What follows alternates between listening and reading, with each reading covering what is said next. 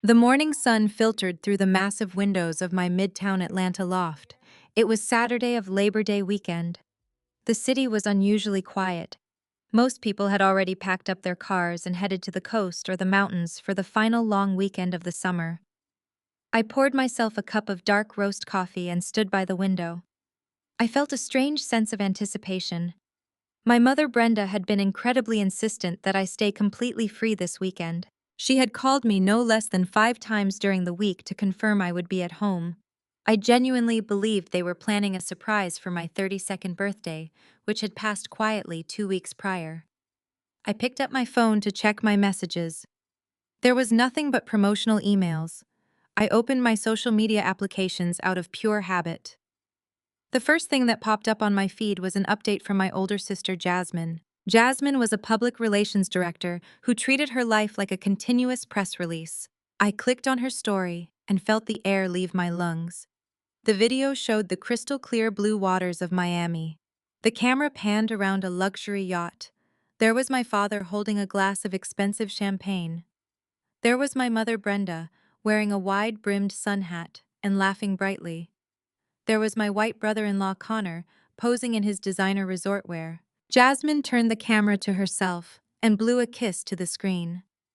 The text overlaid on the video was impossible to miss. Best trip ever, especially when she is not around to ruin the mood. A burst of forced laughter echoed from the phone's speaker. I stood completely still. The coffee in my mug suddenly felt very heavy. The betrayal was not a sharp stab. It was a slow and suffocating weight pressing down on my chest. They had intentionally excluded me. They had planned an elaborate vacation and specifically manipulated me into staying home just to ensure I would not accidentally find out or ask to tag along. My phone buzzed in my hand. It was a text message from Brenda. Maya, we had a sudden work emergency for Connor down in Miami. We had to fly out last minute to support him. Please stay home and do not make any plans. We will see you next week. The sheer audacity of the lie was staggering. They were drinking champagne on a yacht and calling it a work emergency. I did not shed a single. Crying would imply I was surprised. Growing up in our affluent Buckhead community, I was always the outsider. Jasmine was the polished socialite who fit perfectly into my mother's image-obsessed church circles. I was the quiet data analyst who preferred writing code over attending charity galas. They viewed me as a socially awkward embarrassment. I set my phone down on the kitchen counter. I walked over to my home office area and opened my laptop. I did not need their validation anymore. I had something entirely different to focus on. I logged into my encrypted email server. Right at the top of my inbox was a message from Harrison. He was the vice president of acquisitions at Vanguard Holdings. Vanguard was one of the largest technology conglomerates in the world. For the past 8 months, my business partner Jamal and I had been quietly negotiating the sale of our artificial intelligence startup. We called the company Aura AI. Everyone in my family thought I just worked a mediocre job analyzing spreadsheets. They had no idea I was the co-founder and chief technology officer of a company that was about to change the medical technology landscape. Harrison sent the final binding acquisition contract. The subject line read, "Final signatures required today." I opened the document and scrolled through the heavily vetted legal terms. Vanguard was purchasing Aura AI for a staggering $15 million. The money was fully guaranteed upon signing. However, Harrison had added a strict stipulation earlier in the week. Vanguard was launching a massive national rollout for our software. They required local Atlanta firms to handle the real estate acquisition for our new headquarters and the public relations campaign for the launch. Harrison wanted all vendor contracts signed simultaneously with our acquisition agreement to ensure a unified press release on Tuesday morning. I scrolled down to the vendor section of the contract. Vanguard had selected their preferred local partners based on corporate profiles and industry reputation. I read the names printed in bold black ink and my heart skipped a beat. The primary public relations vendor chosen by Vanguard was Premier Communications. The primary luxury real estate broker was Elite Property Group. Those were not just random companies. Premier Communications was owned by my sister Jasmine. Elite Property Group was owned by my brother-in-law Connor. Vanguard had absolutely no idea that the brilliant tech founder they were buying out was related to the vendors they had selected. I had intentionally kept my identity out of the public eye during the negotiation process. The sheer magnitude of the coincidence was breathtaking. My family was currently ignoring me to party on a yacht, while their respective companies had been selected for the most lucrative contracts of their careers. And those contracts were entirely dependent on my signature. I stared at the screen as the reality of the situation washed over me. Connor and Jasmine had spent the last 5 years flaunting their supposed wealth. Connor constantly bragged about his luxury real estate listings at every family dinner. Jasmine made sure everyone in Atlanta knew she ran the most exclusive public relations firm in the city. They looked down on me because I lived in a modest loft and drove a reliable sedan. They had no idea my company was the very entity their corporate overlords at Vanguard were forcing them to partner with. My phone began to ring loudly against the marble countertop. The caller identification displayed a New York area code. It was Harrison. I took a deep breath to steady my voice and answered the call. "Good morning, Harrison," I said, keeping my tone perfectly professional. "Maya, we have a massive problem," Harrison said. His voice was tight with suppressed rage. "I am currently sitting in a private boardroom at the Buckhead Ritz-Carlton. My legal team flew down from Manhattan early this morning, specifically to finalize this acquisition and get the vendor agreements executed." I looked at the clock on my wall. It was exactly 10 in the morning. "Is there an issue with the paperwork?" I asked. "The issue is not the paperwork," Harrison snapped. "The issue is your local vendors. I have been calling Connor and Jasmine for 2 hours. Their assistants claim they are unreachable. They were scheduled to be in this boardroom at 9:30 sharp to sign the non-disclosure agreements and the vendor contracts." I am looking at empty chairs, Maya. Vanguard does not do business with amateurs who skip multi-million-dollar closing meetings. I could picture the scene perfectly. Harrison was a man who valued punctuality above all else. He wore custom-tailored suits and expected absolute perfection from his partners. The fact that Connor and Jasmine were ignoring his calls to drink on a boat in Florida was a fatal mistake. Harrison took a sharp breath over the phone. "I understand Vanguard selected these vendors based on their local market presence, but this level of disrespect is unacceptable. I have my chief executive officer waiting for a confirmation call. If these 2 vendors do not walk through these boardroom doors in exactly 10 minutes, I am legally pulling their contracts. We will find other agencies in Atlanta." "Where are they, Maya?" I walked back over to my kitchen counter. I picked up my personal phone and opened the social media application again. Jasmine had just posted a new video. Connor was doing a backflip off the yacht into the ocean, while Brenda cheered in the background. The music was loud and their laughter was completely carefree. They thought they had successfully escaped their boring family member for a weekend of luxury. They thought their businesses were secure enough to ignore their phones. They had spent their entire lives prioritizing appearances over actual substance. Connor was desperate to maintain the image of a high-rolling broker. Jasmine was obsessed with looking like a public relations mogul. Yet here they were actively ignoring the biggest corporate deal of their lives because they wanted to spite me and enjoy a holiday. The irony was so beautiful it almost felt scripted. I thought about the text message my mother had sent. I thought about the years of being pushed aside during family gatherings. I thought about the Thanksgiving dinners where Brenda would proudly list every single minor accomplishment of Jasmine while completely ignoring my presence at the table. I thought about Connor making condescending jokes about my modest salary. I held the phone to my ear. I listened to the sound of Harrison tapping his expensive pen against the boardroom table. The silence stretched between us for a few seconds. I knew exactly what I had to do. "Harrison," I said, my voice entirely devoid of emotion. "They are not coming." There was a pause on the other end of the line. "What do you mean they are not coming?" Harrison demanded. "Are they stuck in traffic? Have they had a medical emergency?" I looked at the image of my sister holding a designer cocktail on the deck of the boat. "They are in Miami on a private yacht," I informed him. "They told me they had a sudden work emergency, but their social media accounts indicate they are simply enjoying a holiday weekend. They will not be walking through those doors today. I heard a sharp intake of breath from Harrison. The sound of the pen tapping abruptly stopped. Are you telling me that these people blew off a Vanguard closing meeting to go to the beach? He asked. His voice was dangerously low. Yes, Harrison, I am, I replied. I am looking at the video right now. They are completely unreachable by their own choice. I could hear the sound of paper tearing through the phone speaker. It was a sharp and definitive noise. I just ripped their vendor agreements in half, Harrison announced. Vanguard does not chase unprofessional vendors. We will source new public relations and real estate partners by Tuesday. I apologize for the complication, Maya, but we need to move forward with the acquisition of Aura AI immediately. Are you prepared to sign your portion of the documents digitally? I am ready, I said. I opened the secure portal on my laptop. I applied my digital signature to the 60-page document transferring ownership of my company to Vanguard Holdings. Within seconds, the confirmation screen appeared. Excellent, Harrison said, his tone instantly shifting back to professional warmth. The $15 million wire transfer has been authorized. It will clear the holding account by Wednesday morning due to the holiday weekend. Welcome to the Vanguard family, Maya. I ended the call and closed my laptop.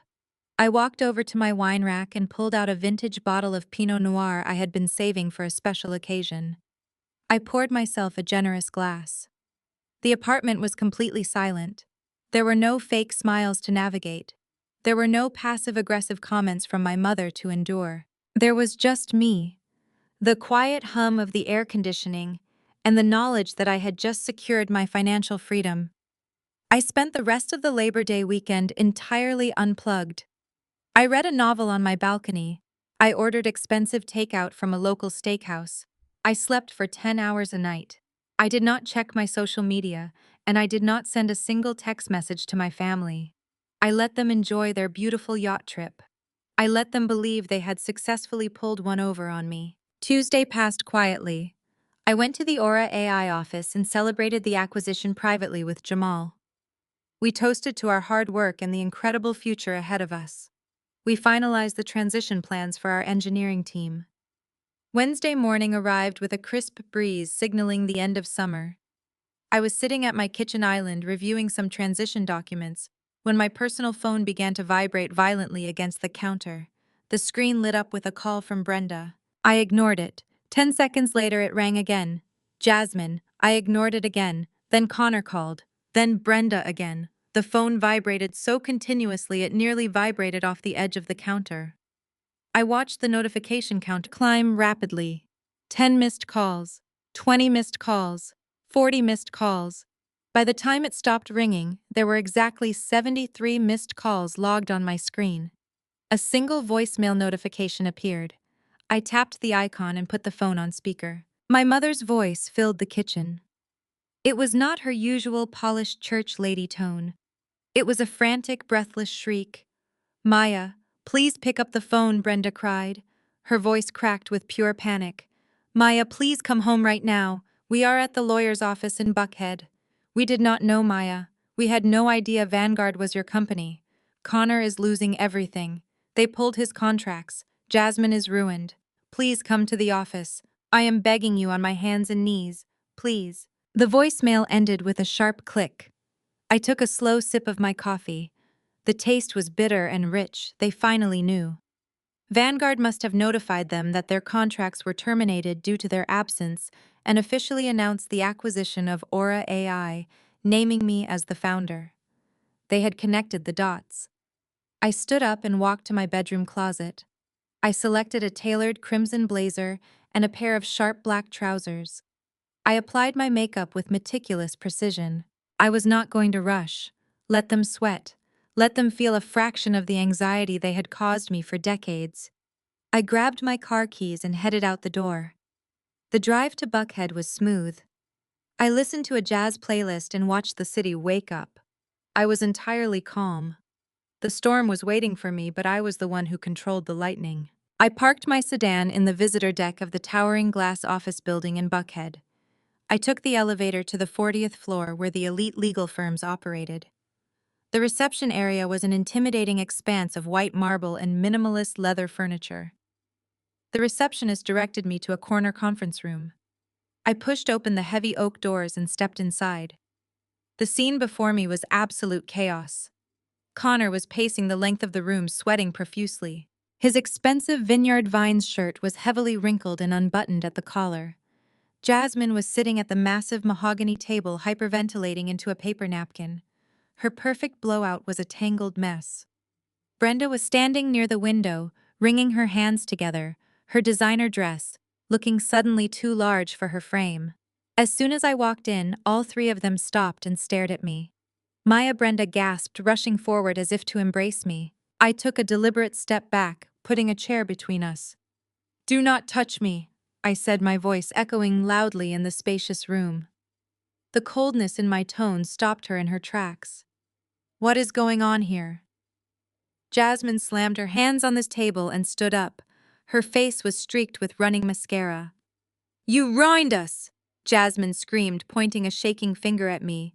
"You deliberately sabotaged our businesses. You told Vanguard we were in Miami. How could you do this to your own family?" I looked at her with a complete detachment. "I did not sabotage anything, Jasmine," I replied smoothly. "You sabotaged yourselves. You had a multi-million-dollar closing scheduled for Saturday morning. You chose to leave the state to drink champagne on a yacht. You chose to ignore your professional obligations. I simply answered a direct question from my buyer. They asked where you were and I told them the truth. Best trip ever, right?" Connor stopped pacing and turned to me. His face was bright red. "You knew it was our company's, Maya. You could have covered for us.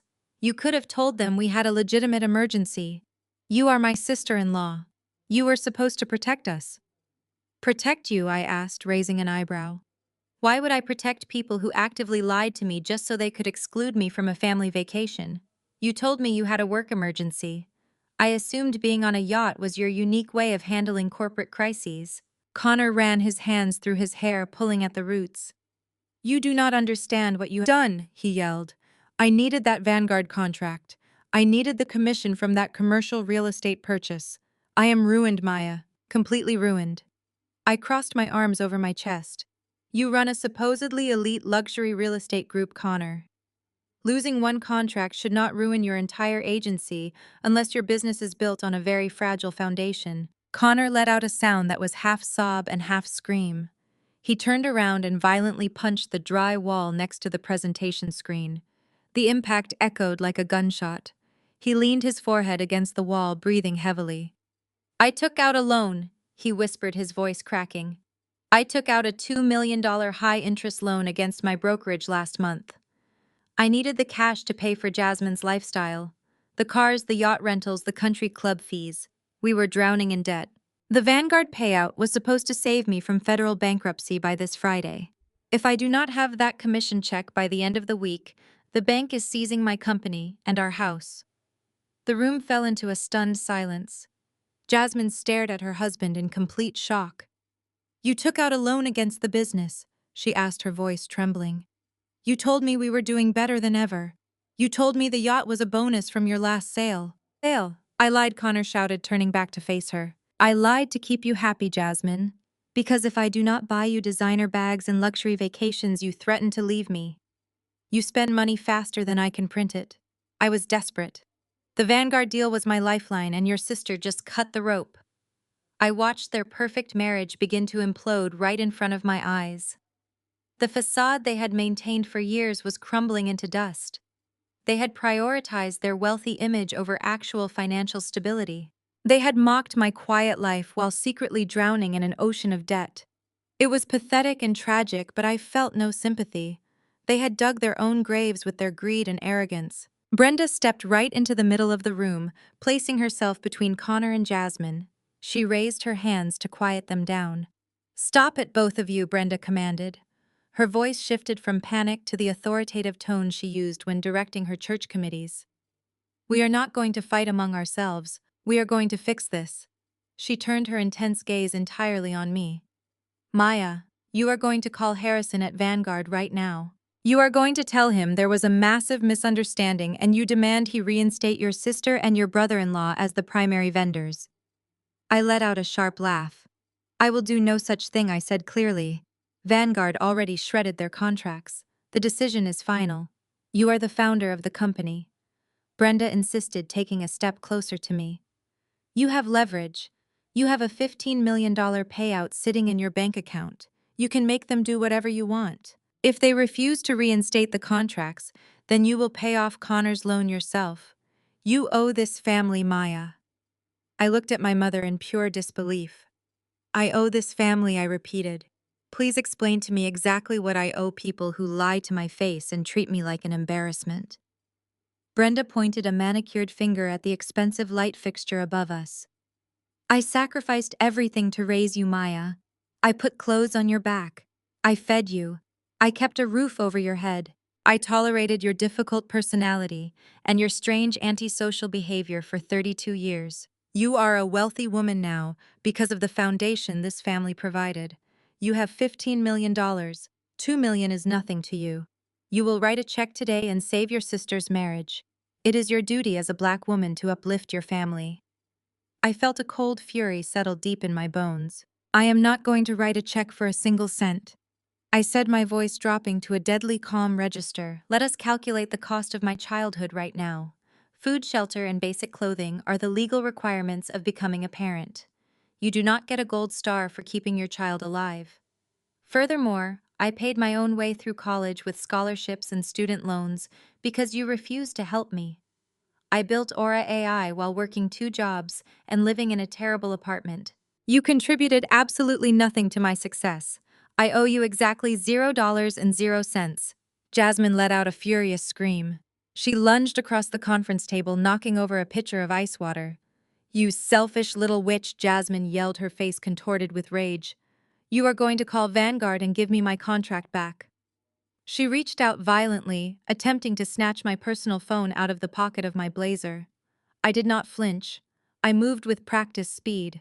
I grabbed Jasmine's wrist before her hand could touch my jacket. I twisted her arm backward just enough to lock her elbow and apply sharp pressure to the joint. Jasmine shrieked in pain and dropped to her knees on the expensive carpet.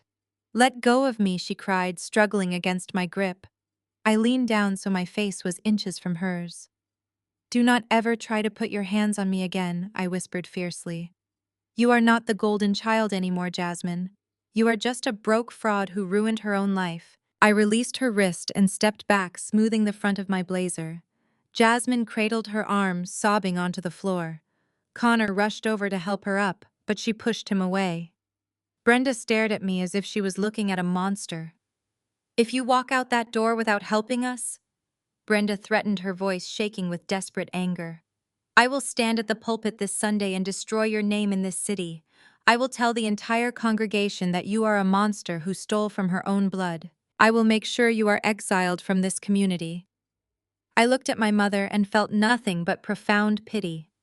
Go ahead and preach, Brenda, I said. But remember, I know exactly how you paid for that Miami yacht. I turned my back on them and walked toward the heavy oak doors. I pushed them open and stepped out into the hallway, leaving the frantic shouting behind me. I had survived the first battle, but I knew the war was just beginning. The elevator doors opened and I stepped inside, ready to face whatever they threw at me next. The glass doors of our midtown office slid open with a soft mechanical hiss. I walked into the reception area of Aura AI, feeling the residual adrenaline from the confrontation in Buckhead slowly fading into a sharp, calculating focus. The office was usually a quiet sanctuary of humming servers and focused engineers. But today, the atmosphere was thick with tension.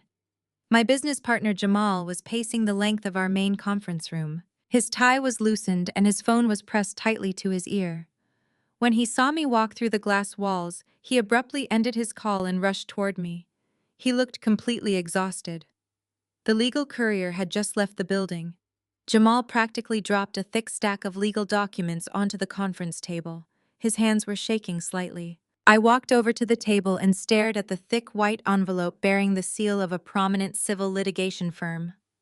I did not need to ask what it was. The phone call from Jamal during my drive had already confirmed my worst suspicions. I pulled out the heavy stack of paper and began reading through the injunction filing. The legal jargon was dense and deliberately confusing, but the core argument was shockingly absurd. Jasmine was formally claiming partial ownership of Aura AI, and by extension demanding half of the $15 million acquisition payout from Vanguard Holdings. Her justification was laid out in a series of fabricated timelines and highly exaggerated claims about my brief stay at her house 3 years ago. The filing stated that because I had occupied the guest bedroom in Jasmine's home for exactly 2 months during a difficult financial transition, I had utilized her residential resources to build the foundation of my company.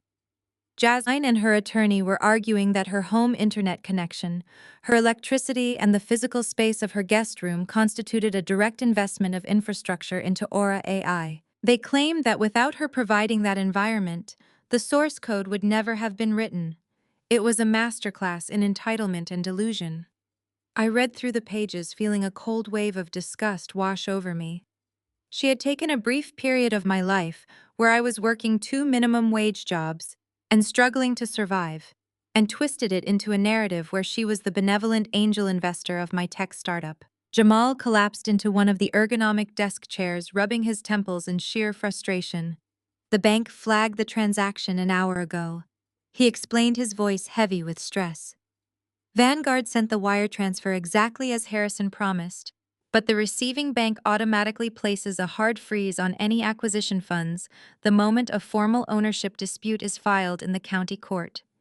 It is a standard compliance protocol. They are legally obligated to hold the $15 million in escrow until a judge either dismisses the injunction or issues a ruling. We cannot touch a single cent of that money, Maya. The accounts are completely locked down. I sat down across from Jamal and placed the injunction papers back onto the table. I leaned back in my chair and stared up at the exposed industrial ceiling of our office. The strategy my family was employing was suddenly crystal clear. This was not a desperate emotional reaction anymore. This was a highly calculated financial ambush orchestrated by Brenda and executed by Jasmine. They knew perfectly well that Jasmine's claim to my company was completely frivolous. Any competent judge would throw out a lawsuit claiming ownership based on the use of residential Wi-Fi. But winning the lawsuit was never their actual goal. Their goal was the freeze itself. I looked at Jamal and explained the reality of the situation. They are trying to starve us out financially, I said, my voice perfectly steady. My mother and sister know that a corporate transition phase requires immediate liquid capital. They know we have payroll to cover and transition logistics to fund before Vanguard fully integrates our team. They are assuming that having $15 million suspended in legal limbo will cause us to panic. Brenda is betting that the pressure of frozen funds will force me to the negotiating table. She expects me to offer Jasmine a settlement of $2 or $3 million just to make the injunction go away, so the rest of the money can clear. It is extortion disguised as a civil dispute. Jamal let out a long breath and shook his head. It is a classic shakedown, he agreed. So what is our move? I already called a corporate defense attorney I know from my previous startup. He said he can file a motion to dismiss by tomorrow morning, but it might take a few weeks to get a hearing date on the judge's docket. He advised us to prepare for a brief period of restricted cash flow.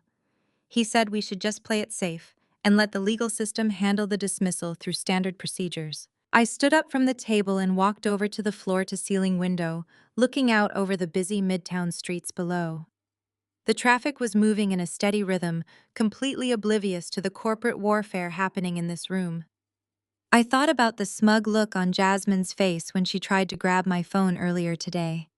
I thought about Connor punching the wall because his secret debts were finally catching up to him. I thought about Brenda demanding my money as a repayment for doing the bare minimum as a parent. Playing it safe had never worked with my family. Playing defense only encouraged them to attack harder. Cancel the consultation with your defense attorney, I told Jamal without turning away from the window. We are not hiring someone to politely ask a judge to dismiss this case. Defending ourselves implies that we are simply trying to survive their attack.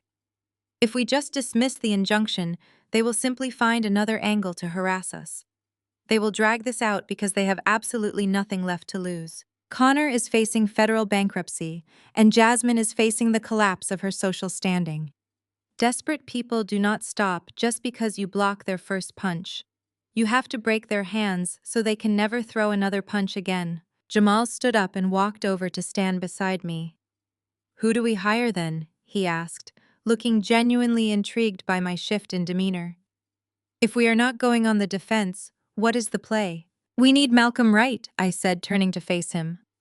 Jamal's eyes widened slightly in recognition. Malcolm Wright was not a standard corporate defense attorney. He was a legendary litigator in Atlanta known for being absolutely ruthless in the courtroom. He did not just defend tech companies from frivolous lawsuits. He annihilated the plaintiffs. His reputation was built on aggressively dismantling anyone who attempted corporate extortion. He was notoriously expensive and terrifyingly efficient. "Are you sure about Malcolm?" Jamal asked, his tone a mixture of awe and caution. "He is brilliant, but he takes no prisoners. He will not just make the injunction go away, he will completely gut their legal standing." "That is exactly why we need him," I replied, gathering my purse and my laptop. "My family thinks this is a game of intimidation. They think they can use the legal system as a weapon to drain my resources and force my compliance. They expect me to cower behind a polite defense lawyer and beg for my own money back. I am going to show them what happens when you attempt to extort someone who actually knows how to fight." 30 minutes later, Jamal and I were sitting in the sleek minimalist office of Malcolm Wright. The man himself sat across from us behind a massive glass desk. His presence was commanding, and his expression was entirely unreadable as he reviewed the injunction documents Jamal had handed him. He read through the absurd claims about the guest room and the internet connection without a single change in his facial expression. When he finished, he set the papers down and folded his hands together. "This is garbage," Malcolm stated, his voice deep and resonant. "It is poorly drafted, legally baseless, and clearly filed in bad faith, simply to trigger the automatic escrow freeze. A first-year law student could get this dismissed by the end of the month. I can file a motion for summary judgment tomorrow and have your funds released relatively quickly. I assume you want me to terminate this nuisance as cleanly and quietly as possible so you can proceed with your acquisition transition." I leaned forward in my chair, resting my arms on the cool glass surface of his desk. I looked directly into the eyes of the most feared litigator in the city. I felt a surge of absolute clarity wash over me. The days of remaining quiet and taking the high road with my family were officially over. "No, Mr. Wright," I said, my voice carrying a hard, unwavering edge. "I do not just want to win the injunction. I want to subpoena every financial record Connor and Jasmine have ever filed." Sunday morning arrived with the heavy, humid heat typical of Atlanta in late summer. The megachurch my mother attended was a massive architectural marvel in Buckhead designed to hold thousands of parishioners and project an image of absolute community dominance. I wore a conservative tailored navy dress and walked through the grand double doors just as the service was beginning. The sanctuary was packed.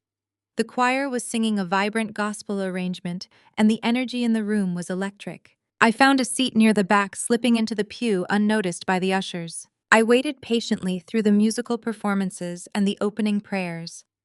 My mother Brenda sat in the front row, reserved for church elders and committee leaders. She wore a large, elaborate hat and an immaculate white suit, playing her role as the pious, dedicated matriarch to perfection. I knew exactly what was coming. The testimony portion of the service was a long-standing tradition where members of the congregation could approach the microphone to share their struggles and ask for communal prayer. Brenda rarely missed an opportunity to use this platform to enhance her social standing. As the pastor opened the floor for testimonies, Brenda was the first to stand.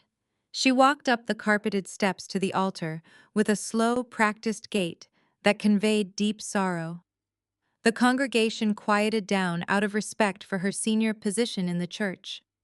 Brenda took the microphone and bowed her head for a moment before speaking.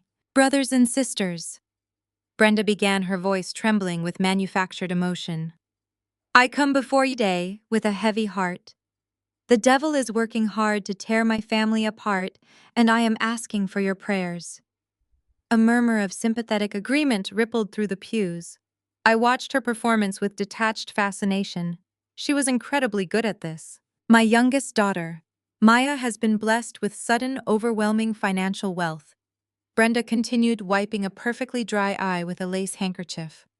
But instead of using this blessing to uplift her family, as the Lord teaches us, she has been corrupted by greed. She is using her new power to attack her own flesh and blood.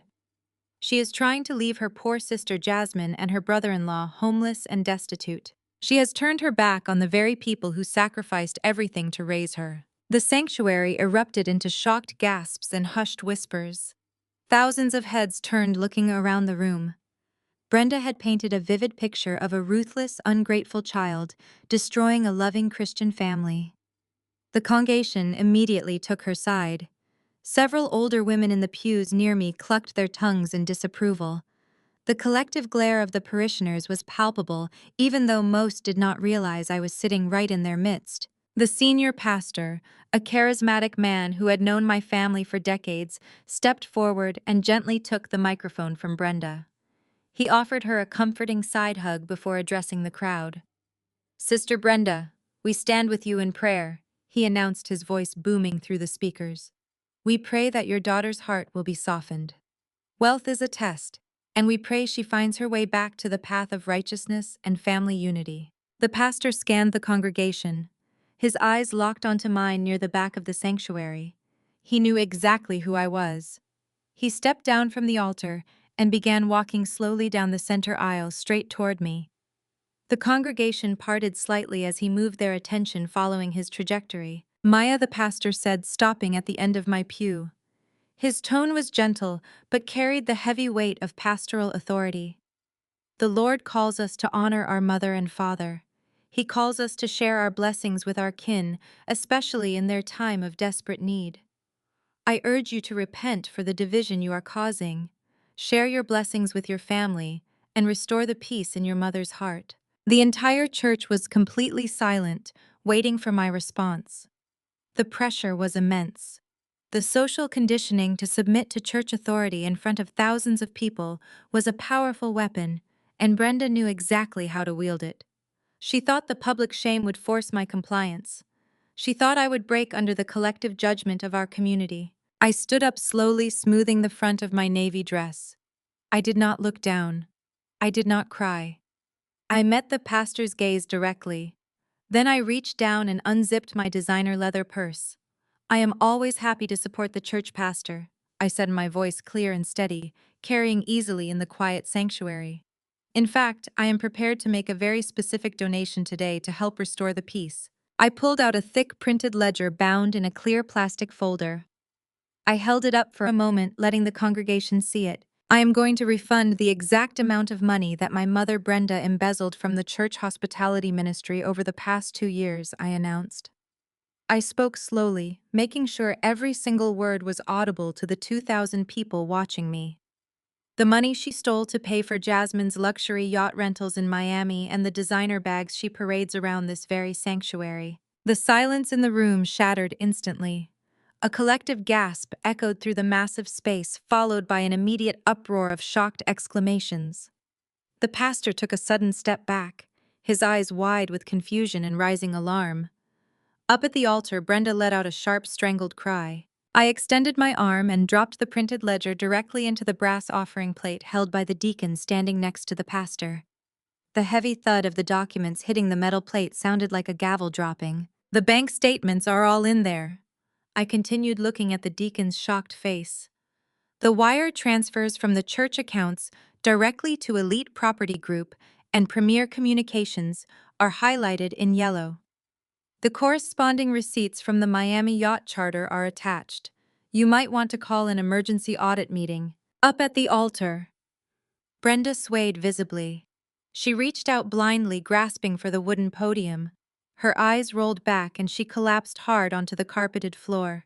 It was not her usual theatrical faint. This time, the shock and absolute public ruin had actually caused her to lose consciousness. The sanctuary descended into total chaos. Deacons rushed the altar. Parishioners were standing up, pointing and shouting. The carefully constructed facade of the perfect church matriarch was completely annihilated in less than 60 seconds. I did not stay to watch them try to revive her. I turned around and walked calmly out the heavy sanctuary doors, stepping into the bright, sweltering Atlanta morning sunlight. The heavy oak doors of the Fulton County Courthouse swung shut behind me, but the echo of the judge's gavel still rang in the air. We were sitting in the grand courtroom on the fourth floor, and the atmosphere was suffocatingly tense. Malcolm Wright stood beside me at the plaintiff's table, his posture relaxed, but his eyes completely merciless. He had not just defended Aura AI from the frivolous injunction, he had systematically dismantled Jasmine's entire existence. The judge, a stern man with zero tolerance for corporate extortion, leaned over his elevated bench and glared down at my sister. Jasmine was trembling violently, her perfect posture completely destroyed. Her lawyer had already stepped away from her, physically distancing himself from the catastrophic fallout. The judge did not just dismiss the absurd claim about the residential Wi-Fi. He read aloud from the supplementary evidence Malcolm had submitted during the emergency hearing. Malcolm had subpoenaed the IP logs from Jasmine's public relations firm and discovered something incredibly stupid. Someone using Jasmine's personal computer had attempted to illegally access the Aura AI encrypted servers 3 days ago. They had hired a cheap amateur programmer to try and steal the foundational source code to legitimize their false ownership claim. The attempt was sloppy and instantly flagged by Jamal's security protocols. The judge was absolutely furious. He slammed the heavy stack of printed security logs down on his desk. He informed Jasmine that filing a bad faith lawsuit was a serious civil offense, but attempting a corporate cyber breach was a federal crime. He looked Jasmine dead in the eye and stated he was officially throwing out her injunction with prejudice. He then delivered the fatal blow, warning her that he was legally obligated to refer the documented hacking attempt directly to the federal cybercrime authorities. Jasmine let out a loud, uncontrollable sob. She buried her face in her hands, weeping openly in front of the court reporters and the bailiffs. The reality of facing federal prison had finally shattered her delusion of grandeur. Her sophisticated public relations image was dead. I felt absolutely nothing as I watched her cry. I walked out of the courtroom flanked by Malcolm and Jamal. Malcolm simply nodded to me, stating his office would handle the immediate release of the $15 million escrow funds by the end of the business day. Jamal clapped me on the shoulder, looking like a massive weight had been lifted off his chest. We parted ways at the main exit of the building. I walked alone toward the parking garage located in the concrete alleyway just behind the courthouse. The afternoon air was thick and humid. The concrete walls of the parking structure cast long, dark shadows across the empty pavement. As I approached my sedan, I heard the sound of footsteps echoing rapidly against the concrete. I stopped and turned around. Connor emerged from the shadows of the alleyway. He looked absolutely terrible. The polished, wealthy real estate broker I had known for years was completely gone. His expensive designer suit was wrinkled and stained with sweat. His tie was missing, and his shirt was unbuttoned at the collar. His hair was unkempt, and he had dark, exhausted circles under his eyes. He looked frantic, his eyes darting around the empty garage to make sure we were completely alone. "Maya, please wait!" He called out, his voice cracking with sheer desperation. I did not move towards him. I stood quietly by my car and watched him approach. He stopped a few feet away from me, breathing heavily, as if he had been running for blocks. The smell of stale alcohol and pure panic radiated off of him. I reached my right hand across my body and subtly tapped the face of my Apple Watch. I blindly navigated to the voice memo application and double-tapped the screen. Feeling the small haptic vibration confirm that it was actively recording. I crossed my arms over my chest, hiding the glowing screen from his view. "What do you want, Connor?" I asked, my voice echoing flatly against the concrete walls. Connor looked at me and then did something I never thought I would witness in my entire lifetime. His knees buckled. He dropped straight down onto the hard, dirty concrete of the parking garage floor. The fabric of his expensive suit pants scraped loudly against the rough surface. He clasped his hands together in front of his chest, looking up at me from the ground like a broken man. He was openly begging. "Maya, you have to help me," Connor pleaded, his voice high and thin with absolute terror. "The bank is foreclosing on everything tomorrow morning. The federal bankruptcy agents are going to seize my brokerage accounts and my personal assets. I am going to lose the business. I am going to lose everything I have ever worked for. I need a private loan, Maya." Just $2 million. That is nothing to you now. You just got 15 million cleared from the escrow. Please just loan me 2 million so I can pay off the predatory lenders before the federal agents lock my doors. I stared down at him. The absolute pathetic nature of his display was staggering. This was the same man who had laughed on a luxury yacht in Miami celebrating my absence. This was the same man who had financially backed Jasmine's attempt to steal my company and freeze my hard-earned money. "Why would I ever give you a single cent, Connor?" I asked, keeping my tone perfectly neutral to ensure the tiny microphone on my wrist picked up every single word clearly. "You and Jasmine tried to destroy me. You tried to steal my company." Connor shook his head frantically, wiping sweat from his forehead with a trembling hand. "It was all her idea." "Maya," he cried out, abandoning his wife without a single second of hesitation. "The yacht, the lawsuit, the injunction, the stupid hacking attempt. It was all Jasmine. She forced me to take out those loans to pay for her shopping addictions and her social climbing. She is crazy, Maya. She is toxic and she is ruining my life. She is going to drag me down to federal prison with her." He crawled forward on his knees, dragging himself across the dirty concrete to close the distance between us. He looked up at me with wild, desperate eyes and delivered the ultimate betrayal against his own family. "Listen to me, Maya," Connor whispered frantically, his voice shaking with cowardice. "If you give me the $2 million to save my brokerage, I will leave her. I will file for divorce tomorrow morning. I will give you full custody of the family estate. The deed is still partially in my name from when Brenda remortgaged it. I will sign it completely over to you right now. You can kick Brenda out onto the street. You can take the entire house. Just give me the money, and I will completely abandon Jasmine. I will testify against her in the cybercrime case.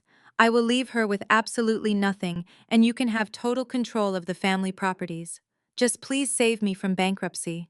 I looked down at my brother-in-law kneeling in the dirt, offering to sell his wife and his mother-in-law out for cash. He was offering me the keys to their total destruction on a silver platter. My Apple Watch continued to silently record every single syllable of his treacherous offer, capturing the exact moment the family loyalty officially died. The private courier did not just drop the package at the reception desk. He insisted on handing it directly to me. I sat at my glass desk in the Aura I executive suite watching the heavy black velvet envelope resting on the polished surface. It looked entirely out of place next to my multiple monitors and stacks of technical schematics. The velvet was soft and expensive, designed to convey immediate importance and unyielding luxury. I broke the gold wax seal on the back. The seal was stamped with a newly designed family crest that my mother had likely commissioned just for this occasion. I slid out the thick ivory cardstock. The edges were gilded in real gold leaf.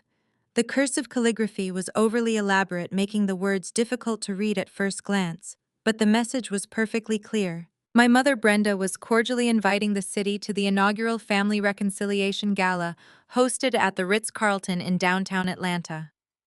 The theme, printed in bold letters, was preserving Black excellence and generational wealth. I stared at the words, feeling a cold, hollow sensation in my chest. The sheer audacity of the pivot was almost impressive. Brenda had suffered a complete public collapse at the Buckhead megachurch just a few days prior. Rather than retreating in shame, she had simply changed her target audience. She was moving her manipulation from the religious sphere to the corporate and social elite of the city, where money and optics held more weight than moral integrity. I read further down the invitation and found the true weapon hidden in the guest list. The event promised an evening of unity featuring a special keynote address by Harrison, the Vice President of Acquisitions at Vanguard Holdings. He was listed as the guest of honor. The trap was so blatantly obvious it was almost insulting. Brenda had bypassed me entirely and reached out to Vanguard Holdings directly. She knew that Harrison was obsessed with corporate public relations and optics. She had undoubtedly pitched this gala to him as an exclusive networking opportunity, wrapping it in the trendy language of family unity and minority corporate excellence. He had no idea he was walking into a war zone. He only saw an opportunity to rub elbows with Atlanta high society. Jamal walked into my office holding 2 cups of coffee. He stopped abruptly when he saw the velvet envelope and the gold-gilded invitation on my desk. He set the coffees down and picked up the heavy cardstock. His eyes scanned the cursive writing. His reading pace slowed as he reached the bottom of the page. He let out a low breath and dropped the invitation back onto the glass desk as if it had physically burned him. "She is weaponizing your own success against you," Jamal said, his voice tight with immediate anxiety. "Look at the venue, Maya. The Ritz-Carlton Grand Ballroom holds over 800 people.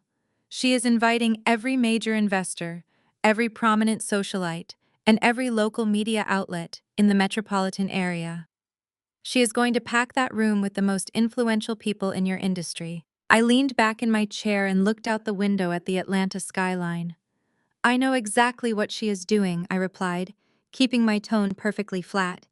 "The $15 million acquisition money is already cleared and safe, but the vendor contracts are still dead. Harrison ripped them up when Jasmine and Connor failed to show up. Brenda wants to force my hand in front of a live audience. She is going to create a public spectacle of forgiveness. She will likely pull me up onto that stage, hand me a microphone, and declare that our family is united in business. She will have the reinstated vendor contracts waiting on a silver platter right there on the podium." Jamal began to pace the length of my office. His footsteps were heavy and erratic. "It is a social ambush," he said, running a hand over his face. "If you sign the contracts giving Jasmine and Connor access to the Vanguard acquisition money, she wins. They get their payout and their businesses are saved. But if you refuse to sign them on that stage in front of 800 members of the Atlanta elite, you become the villain. She will make sure the narrative is that you are a bitter, greedy tech founder who refuses to uplift her own family and community. She is betting everything on the fact that you will not want to destroy your own professional reputation in front of Harrison and Vanguard Holdings." I thought about Connor kneeling on the dirty concrete floor of the parking garage, begging for a $2 million loan to save his brokerage. I thought about him offering to divorce my sister and hand over the family estate just to save himself from federal bankruptcy. The audio recording of that entire pathetic exchange was sitting safely in the encrypted storage of my Apple Watch. Brenda thought she had constructed an inescapable social cage. She assumed I was still the quiet, obedient daughter who would crumble under the weight of public expectation. She assumed I would smile for the cameras and sign away my leverage just to keep the peace. She thinks the fear of public embarrassment will paralyze us. Jamal continued, still pacing rapidly across the carpet. She thinks you will fold under the pressure of all those flashing cameras and judging eyes. Maya, we cannot walk into this. It is a complete setup. The moment you walk through the doors of the Ritz-Carlton, you are stepping onto her battlefield. We need to decline the invitation. We need to tell Harrison to pull out of the event. We can avoid the entire situation entirely." Jamal stopped pacing and leaned his hands on the edge of my glass desk. His eyes were wide with genuine concern for my well-being and the future of our company. He looked at the velvet envelope with absolute disgust. "It is a trap, Maya. Maya," he pleaded, his voice dropping to an urgent whisper. "Do not go to this gala." I looked down at the gold foil lettering shining under the office lights. I felt no anxiety about the hundreds of influential people Brenda had invited. I felt no fear about the cameras or the potential damage to my reputation. I only felt a cold, calculating anticipation. The alleyway confrontation had given me the ultimate weapon, and Brenda had just provided the perfect stage to use it. I looked up at Jamal and smiled coldly. "I know it is a trap," I said, my voice perfectly calm and completely devoid of hesitation. "But I am going to bring my own guest." The drive to Midtown Atlanta took 20 minutes. The traffic on Peachtree Street was heavy, but my mind was completely focused on the leather portfolio sitting on the passenger seat. I pulled my sedan into the underground parking garage of the Luminary building. It was a sleek, towering glass structure that housed the city's most elite corporate firms. Valerie owned the entire top floor. She was the founder and principal broker of Apex Luxury Properties. In the highly competitive Atlanta real estate market, Valerie was an absolute titan. She was a brilliant, sharp black woman who had built an empire catering to high-net-worth clients, athletes, executives, and tech founders. Connor hated her with a burning, visceral passion. For years, he had considered the Buckhead and Midtown luxury markets his personal territory. When Valerie launched her firm and began dominating the luxury sector, Connor did not compete by improving his business model. He competed by launching a whisper campaign. He would sit in country club lounges and tell wealthy white clients that Valerie's firm lacked the proper pedigree. He used thinly veiled dog whistle racism, suggesting her agency catered to a more urban crowd and could not properly represent traditional generational wealth. Valerie never responded to his petty insults publicly. She simply outworked him, outclassed him, and systematically took his biggest clients one by one. The elevator doors chimed and opened directly into the Apex Luxury Properties reception area. The space was breathtaking.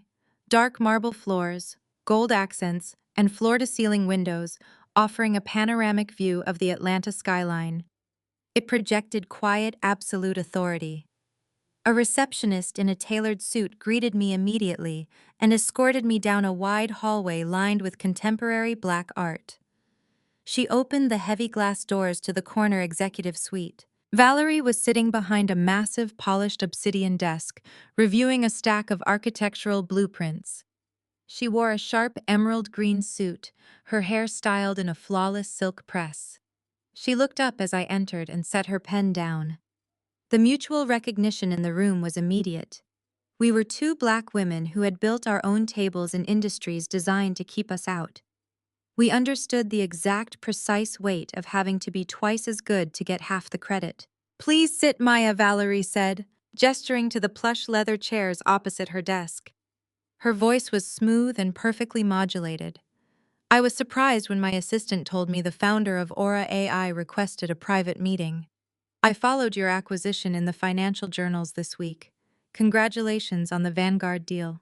15 million is a monumental achievement." I took my seat and placed my leather portfolio on her desk.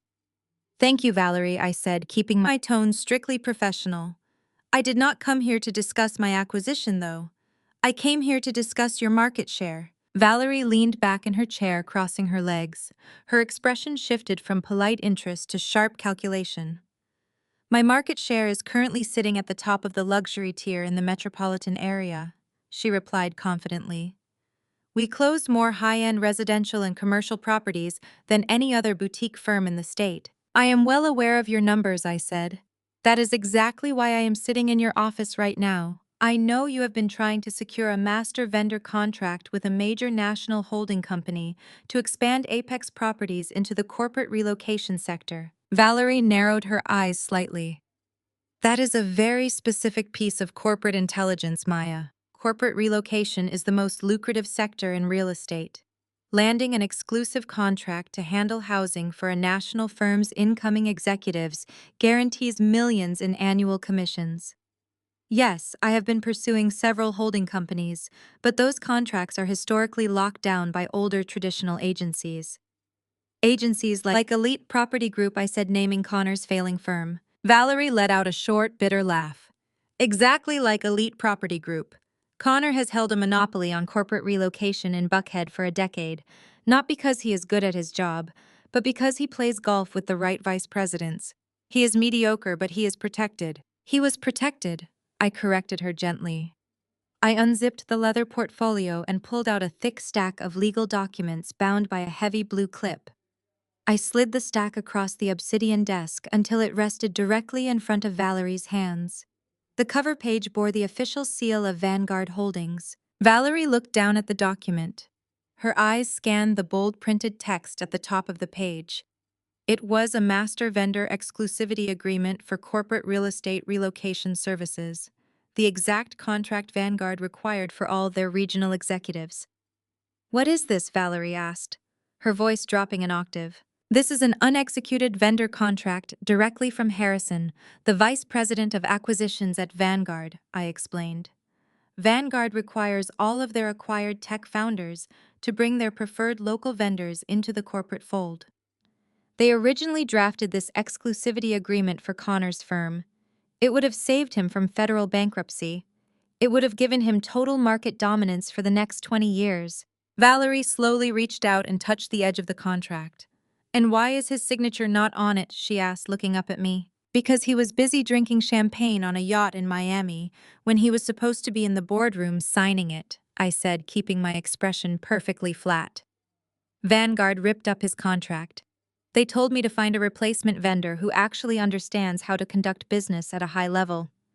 Vanguard trusts my judgment. If I sign this document, naming Apex Luxury Properties as my preferred vendor, you instantly become the exclusive real estate handler for all Vanguard executives moving into the Southeast region. The commission structure alone will double your firm's annual revenue. Valerie picked up the contract and flipped through the first few pages, reading the financial terms. The numbers were staggering. It was a golden ticket. It was the ultimate victory over the old guard establishment that had tried to keep her out of the corporate sector. She closed the document and placed her hands flat on the desk, her sharp eyes locked onto mine, searching for the hidden angle. Nobody simply hands over a multi-million-dollar corporate exclusivity contract out of the goodness of their heart, Maya Valerie said. Especially not one that belonged to their own brother-in-law. Valerie leaned forward, resting her elbows on the desk. You walked in here and offered me the exact weapon I need to completely eradicate Connor from the luxury market forever. I know your family dynamics. I know Connor is bleeding money and drowning in debt. Taking this contract will be the final nail in his coffin. So tell me, what exactly is the catch? What do I owe you for this? I reached back into my portfolio and pulled out the thick black velvet envelope with the gold wax seal. I placed it gently on top of the Vanguard contract. My mother is hosting an inaugural family reconciliation gala this Saturday night at the Ritz-Carlton downtown. I explained, my voice devoid of any emotion. She has invited 800 members of the Atlanta social and corporate elite. She specifically invited Harrison from Vanguard Holdings to be the keynote speaker. Valerie looked at the velvet invitation but did not touch it. Why is she hosting a reconciliation gala? She asked. Because she intends to trap me on a stage in front of the local media and guilt me into reinstating Connor's Vanguard contract, I said. She thinks the pressure of public opinion and black excellence optics will force me to save his failing business. She wants to humiliate me into compliance. I tapped my index finger against the gold foil lettering on the invitation. I am offering you the Vanguard contract, Valerie. It is yours. You can have total market dominance and you can watch Connor's business crumble into dust. But there is one single non-negotiable condition. Valerie looked at me, waiting. I want you to sign the Vanguard contract right now, I said. And then I want you to put on your best evening gown and walk through the front doors of the Ritz-Carlton Grand Ballroom this Saturday night as my official +1. The silence in the executive suite was heavy and charged with sudden electric anticipation. Valerie processed the sheer magnitude of the psychological warfare I was proposing. She understood exactly what would happen when we walked into that ballroom together. Connor would be standing there expecting me to hand him his financial salvation on a silver platter. Instead, he would see me walk in with the very black woman he had spent years trying to destroy. He would have to watch his greatest rival holding the multi-million-dollar contract that was supposed to save his life. He would be utterly annihilated in front of every major investor and socialite in the city. Valerie stared at the velvet invitation and then looked back up at me. A slow, dangerous grin spreads across her face. She reached out and picked up a heavy gold pen from her desk stand. She pulled the Vanguard contract toward her and flipped directly to the signature page. She signed her name with a series of sharp, aggressive strokes, locking in the multi-million-dollar deal that would officially end Connor's career. She placed the pen down and picked up the black velvet invitation, tucking it carefully into her suit pocket. What color are we wearing to the gala? Valerie asked, her smile widening into something genuinely ruthless. The torrential downpour outside my midtown loft mirrored the building tension of the approaching weekend. It was the night before the family reconciliation gala, and the Atlanta skyline was obscured by heavy gray sheets of rain beating relentlessly against my floor-to-ceiling windows. I was standing at the kitchen island, pouring a glass of sparkling water and reviewing the final logistics for tomorrow evening on my tablet. Valerie had just sent a confirmation text regarding our arrival time at the Ritz-Carlton. Everything was perfectly aligned. The silence of my apartment was absolute and grounding, providing a stark contrast to the chaos I knew my family was currently experiencing. Then the frantic pounding started. The sound echoed sharply against the exposed brick walls of my loft, disrupting the quiet sanctuary I had built for myself. Someone was hammering their fists against my heavy oak front door with reckless desperation. I set my glass down on the marble counter and walked slowly toward the entryway, taking my time. I tapped the security monitor mounted on the wall to pull up the external hallway feed. The digital screen illuminated, revealing Jasmine's face distorted by the wide-angle lens of the camera. She was soaking wet. Her usually flawless hair was plastered to the sides of her face, and her expensive silk blouse was clinging transparently to her shoulders. She looked frantic, darting her eyes back and forth down the empty, luxurious corridor before pounding her fists against the wood again. I pressed the intercom button. "What do you want, Jasmine?" I asked, my voice echoing flatly through the small external speaker. "Maya, please let me in!" she cried, her voice cracking with sudden desperation. "Please, I have nowhere else to go." Connor locked me out of the house. I stood there for a long moment, watching her shiver on the screen. The sheer audacity of her showing up at my sanctuary, less than 24 hours before our mother's grand public ambush, was staggering. She had exhausted her legal avenues and her financial resources were completely frozen. This was a last resort tactic. I unlocked the deadbolt and pulled the heavy door open. Jasmine practically collapsed across the threshold, stumbling forward into my entryway. She was shivering violently, wrapping her arms tightly around her chest. The smell of rain and expensive stale perfume filled the air. I did not step aside to let her fully into the apartment. I stood firmly planted on the hardwood floor, blocking her path to the living room. "Maya, you have to help me!" Jasmine began gasping for air as she launched immediately into her performance. "Connor has completely lost his mind. The bankruptcy agent seized his commercial accounts this afternoon, and he blamed me for everything. He threw my suitcases onto the driveway in the rain. He is abusive, Maya. He has been emotionally terrorizing me for months and isolating me from my friends. He forced me to file that injunction against Aura AI because he was desperate for cash. He made me do it, I swear to you." I watched her face, analyzing every micro-expression. The tears mingling with the rain on her cheeks looked incredibly convincing. Her breathing was ragged and her posture was crumpled. It was a masterclass in shifting blame and playing the victim. She was using the exact same survival tactic our mother had perfected over decades. When cornered, completely abandon your co-conspirators and sacrifice them to save yourself. "I need the Vanguard public relations contract," Maya Jasmine pleaded, reaching out and grabbing my wrist. Her fingers were ice cold against my skin. "If you reinstate my agency as a vendor tomorrow night at the gala, I can secure the advance payment. Vanguard will authorize the funds immediately. I can hire a ruthless divorce attorney and get away from him. I can start over. You are my sister, Maya. You are the only blood I have left who actually understands what it is like to be controlled by these terrible people." She let out a hollow, broken sob and sank to her knees right there on my entryway floor. "Please remember when we were little girls," she whispered, looking up at me with wide, pleading eyes.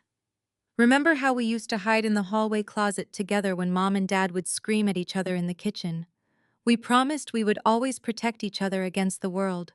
We promised we would never let a man tear us apart. I need my big sister right now, Maya. I need you to save my life." I looked down at her, kneeling in a growing puddle of rainwater. The emotional manipulation was so dense it was almost suffocating. The invocation of our childhood, the sudden desperate appeal to sisterhood, the weaponization of her failing marriage. It was designed to target the deepest vulnerabilities of my empathy. She expected me to crumble. She expected the years of shared trauma to override my logic and force me into submission. She thought that underneath my cold exterior, I was still the same desperate girl begging for family approval. I gently but firmly pulled my wrist out of her grasp. I did not flinch. I did not offer her a towel or invite her to sit on the plush couch in the next room. I stood perfectly still and looked down at her with absolute clinical detachment. "The problem with your performance, Jasmine, is that you always forget the digital footprint," I said, my voice calm and completely devoid of warmth. "You forget that I run a technology company. My software architecture is designed to find patterns and extract hidden data from massive chaotic systems. So when you posted that live video from the yacht in Miami, celebrating my exclusion from the family trip, I did not just casually watch the video. I downloaded the file and I sent it to a digital forensics specialist who works for my company. I had him run the background audio through an isolation filter to remove the music and wind noise. Jasmine's fake tears stopped instantly. The dramatic shaking of her shoulders ceased. Her eyes widened slightly as the realization of what I was saying began to set in. The carefully constructed mask of the abused, desperate sister was slipping, revealing the panicked calculation underneath. I reached into the pocket of my tailored trousers and pulled out my phone. I tapped the screen and opened a specifically saved audio file. The sound of crashing ocean waves and loud club music played through the phone speakers for a brief second. Then the music faded into the silent background, leaving a crystal-clear, isolated voice track. It was Jasmine's voice slurred with champagne and dripping with absolute malice. The audio clip echoed sharply off the brick walls of my loft. "Who cares if she is sitting alone in Atlanta?" Jasmine laughed in the recording. "Maya is a socially unfit loser who will die broke. She does not belong on this boat, and she never belonged in this family. Let her rot in her little cubicle while we actually enjoy our lives." I pressed the pause button, cutting off the sound of Connor's uproarious laughter that followed her cruel statement. The silence that rushed back into the entryway was deafening. Jasmine's mouth was slightly open. The facade of the desperate abused sister was completely shattered, leaving nothing but the cold, hard reality of her true character exposed under the bright hallway lights. She stared at the phone in my hand, unable to formulate a single cohesive lie to counter the audio evidence. "You do not need a sister, Jasmine," I said, looking directly into her eyes, noting the absolute absence of remorse. "You just need an audience and my theater is officially closed." I stepped back and began to push the heavy oak door shut. The transition was instantaneous and terrifying. The moment she realized the emotional manipulation had completely failed, her sorrow evaporated into pure, unadulterated rage. The mask fell off completely. She scrambled to her feet, her face contorted with an ugly, vicious fury that stripped away all her refined beauty. "You selfish, arrogant witch!" she screamed, lunging forward and slamming her hands against the closing door. "You think you are so much better than us because you got lucky with some stupid software. You owe me that public relations contract, Maya. You owe this family everything, you ungrateful brat." I did not say another word. I drove my shoulder against the solid wood and forced the door closed, listening to the heavy deadbolt click securely into place. Jasmine's fists pounded against the exterior wood with a violent, erratic rhythm. She began screaming every foul obscenity she knew, her voice echoing down the entire length of the luxury midtown corridor. She kicked the bottom of the door so hard the floorboards vibrated beneath the soles of my shoes. I stood in the quiet entryway listening to her complete mental and social collapse for exactly 2 minutes. Then I turned around, walked back to the kitchen, and picked up my glass of sparkling water, leaving her to scream and thrash against a piece of wood until the building security guards inevitably arrived to physically escort her off the premises. Tomorrow night at the Ritz-Carlton was going to be an absolute masterpiece. The morning of the family reconciliation gala broke with a pale gray light filtering through the floor-to-ceiling windows of my midtown loft. The relentless, heavy rain from the previous night had finally stopped, leaving the Atlanta city streets slick and quietly reflecting the dawn. I was sitting at my long marble kitchen island, drinking a cup of bitter black coffee, when the sharp chime of my phone broke the absolute silence of the apartment. I set my ceramic mug down on the counter and picked up the device. It was an automated push notification from the Chase Bank Private Wealth Management application. I tapped the screen and authenticated my identity, waiting for the highly encrypted dashboard to load. The glaring red banner indicating a federal hold on my assets was completely gone. The legal freeze placed by Jasmine's frivolous injunction had been officially cleared by the county judge yesterday afternoon. I scrolled down slowly to my primary checking account balance. The numbers stared back at me in stark, bold black text. $15 million and 0 cents. The Vanguard acquisition funds had successfully transferred from the corporate escrow.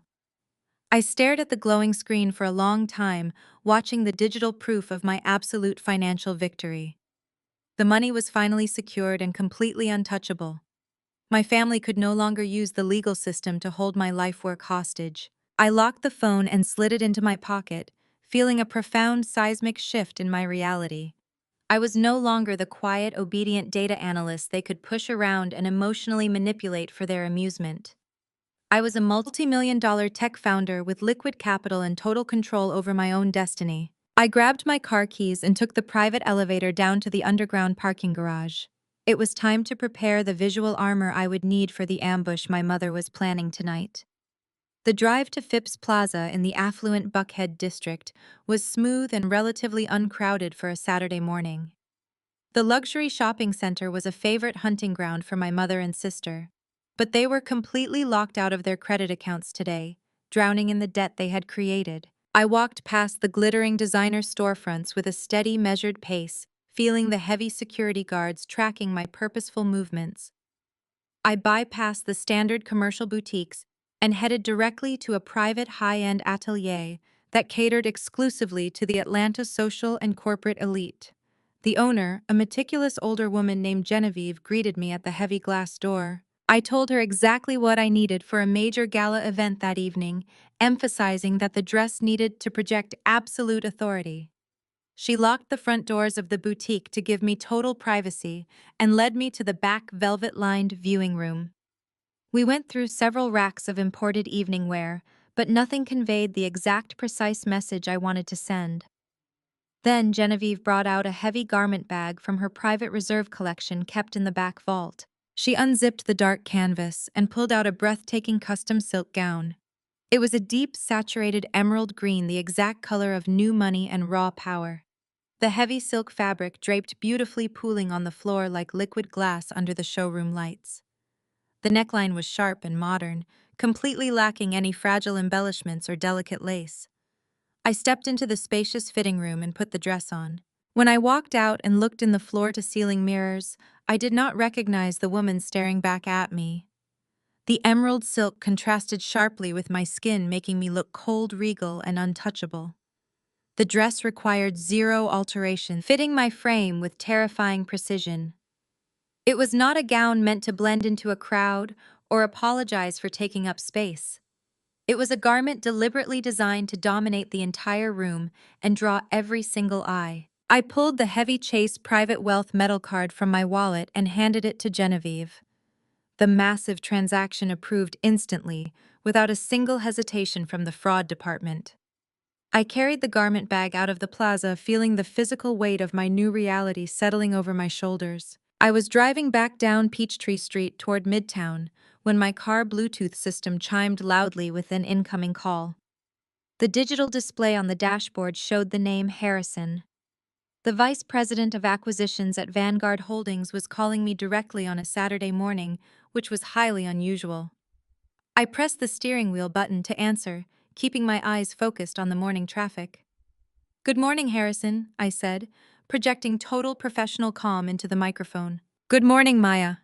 His voice echoed back, filling the quiet interior of my sedan. "I am calling because I just received confirmation from our legal department that the $15 million transfer successfully cleared into your personal Chase accounts." I thanked him for the prompt execution of the escrow release, but his tone remained remarkably tense and clipped. "Vanguard is very pleased to have Aura AI in our portfolio, Maya." He continued, slowly choosing his words with corporate caution. "But I need to discuss the event I am attending this evening. Your mother, Brenda, reached out to me personally and invited me to deliver the keynote address at her family reconciliation gala at the Ritz-Carlton. I am entirely aware of the event," I replied, navigating a turn onto my street. Harrison let out a heavy sigh over the open line, sounding stressed. "Vanguard hates public scandals, Maya," he stated, his voice dropping into a serious corporate warning. "We just invested heavily in you and your technology. We expect our acquired founders to maintain an impeccable, flawless public image. I know your family is experiencing severe financial distress, and I know they are desperate for you to reinstate the vendor contracts Connor and Jasmine lost. If your mother or your siblings cause a public scene tonight, or drag Vanguard Holdings into a messy, dramatic family dispute in front of the Atlanta media, my CEO might reevaluate our future board seat for you. We simply cannot afford a public relations disaster tied to our newest acquisition. I pulled into my parking garage and put the car in park, letting the engine idle quietly. The emerald gown was resting safely on the passenger seat beside me, a silent promise of the evening to come. I thought about Valerie preparing to walk into that ballroom as my guest holding Connor's ruined real estate contract. "There will be no scandal tonight, Harrison," I promised, keeping my voice dangerously smooth and completely devoid of fear. "There will only be a transfer of power." The heavy oak doors of the Ritz-Carlton Grand Ballroom swung inward, revealing a masterclass in financial desperation wrapped in expensive velvet. The space was drowning in an excessive display of opulence that felt entirely suffocating.